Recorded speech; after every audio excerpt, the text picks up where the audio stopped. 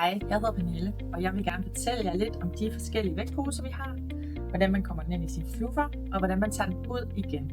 Vi har jo 4 vægtintervaller. 1 kilo, 1,5 kilo, 2 kilo og 2,4. Og hvis vi tager Olli her, så kan man se, at hans mave den smelter lidt ind oppe i toppen. Det samme gør vores vægtposer. Alle 4 vægtintervaller passer ind i samme fluffer. Det vil sige, at vi har en tyngdebamse, der kan vokse i takt med barnet. Når man skal have vægtposen ind i sin fluffer, så plejer jeg at samle hjørnerne, hvor den er smallest. Lægger den hen over armen. Fører hjørnerne op i den ene ende af bamsen. Og så bruger jeg faktisk bare tyngdekraften. Og får hældt kirsebærstenene ned i den anden ende. Så tager jeg de bagerste hjørner og vipper op.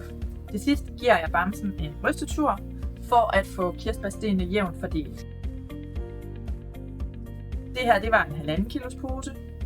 Hvis man ønsker at benytte sig af aromaterapien, så er det altså her i samme ombæring, at man tager sin lavendelpose og lægger op sammen med vægtposen.